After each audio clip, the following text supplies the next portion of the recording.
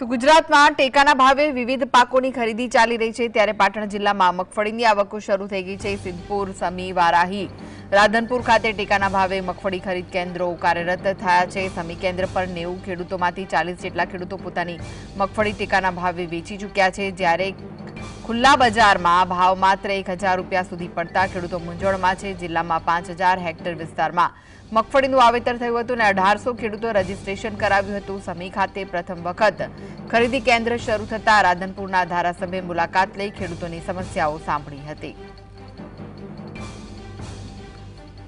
મેં અને વિનયસિંહ ઝાલા સાહેબને, વકીલ સાહેબને બધાએ આવીને એ ખેડૂતોને વાત કરી તો ખેડૂતોને ખરેખર એટલો બધો આનંદ છે કે 1452 રૂપિયા એ ટેકાના ભાવે રાજ્ય સરકાર એ ખરીદી કરે છે, કારણ કે આમ બજારમાં 1000 થી 1100 રૂપિયા જ મળે છે, જ્યારે રાજ્ય સરકારે અહીંયા સમી ખરીદ વેચાણ કેન્દ્ર શરૂ કરેલું।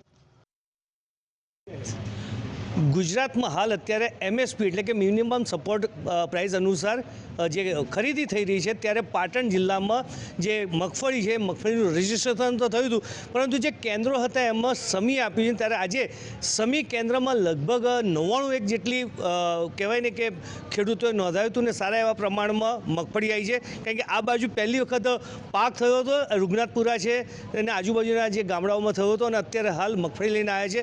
મગફળીનો ઉતારો સારો નીકળ્યો। કેમેરામાં દ્રશ્યો બતાવે અત્યારે હાલ જે મગફળી એ ખેડૂતો લઈને આવેલા છે અને અત્યારે જે કહેવાય ને કે મંડળી દ્વારા એની ખરીદી ચાલી રહી છે અને અત્યારે આ જે ખરીદી છે એ પૂર્ણ કરી અને જે તે લગભગ કહી શકાય કે સારા એવા પ્રમાણમાં અત્યારે ખરીદી થઈ ગઈ છે। આમ અત્યારે હાલ સમી કેન્દ્રમાં સારા એવા પ્રમાણમાં મગફળીની ટેકાના ભાવે ખરીદી થઈ રહી છે અને જે મંડળી છે મંડળી દ્વારા પણ ખેડૂતોને સારામાં સારો સહયોગ આપવામાં આવે છે।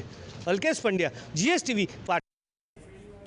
તો વધુ વિગતો માટે જોડાઈ ગયા છે પાટણથી સંવાદદાતા અલ્કેશ। અલ્કેશ, મગફળીની ખરીદી શરૂ થઈ છે, ખેડૂતોમાં કેવો ઉત્સાહ જોવા મળી રહ્યો છે? કિસ્સા ચોક્કસ પાટણ જિલ્લાની વાત કરીએ તો જે સૌરાષ્ટ્રની માંડવી જેવું કેન્દ્ર નથી, છતાં પણ ક્યાંક ને ક્યાંક હવે ધીરે ધીરે પાટણ પંથકમાં પણ મગફળીનું વાવેતર શરૂ થયું છે। ત્યારે આ વખતે 5000 હેક્ટરમાં જે વાવેતર થયું છે એને સારો જે કહેવાય ને કે ક્યાંક ને ક્યાંક માવઠું અને અતિવૃષ્ટિ નડી ગઈ, પણ છતાં જોઈએ એટલું પાટણમાં અસર નથી। પણ જે સમી છે, સમી પંથકમાં અને હારી પંથકમાં સારા એવા પ્રમાણમાં મગફળીનું વાવેતર થયું હતું અને હવે જયારે ટેકાના ભાવને જાહેર કર્યા છે અને હવે ખરીદી થઈ છે, ત્યારે જે સમીની વાત કરીએ તો આમ ટોટલ પાટણના 4 કેન્દ્રોની વાત કરીએ તો 1800 ખેડૂતોએ રજીસ્ટર કરાયું હતું, પણ શરૂઆતમાં ક્યાંક ને ક્યાંક ખેડૂતોમાં ઉત્સાહ જોઈએ એવો નથી દેખાતો।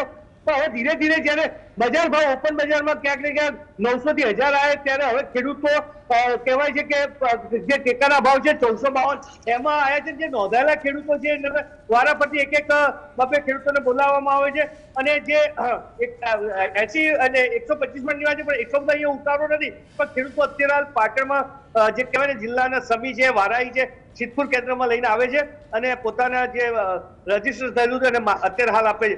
હાલ પાક સારો છે આ બાજુ જે મગફળીનો, એટલે થોડો ઘણો ભાવ 452 લીધા, પરંતુ જો બીજે વેચવા જાય તો એ લોકોને ટ્રાન્સપોર્ટેશનનો ખર્ચ વધારો હોવાથી એ હવે 452 જે ટેકાનો ભાવ મળ્યો છે એમાં વેચવા નીકળ્યા છે।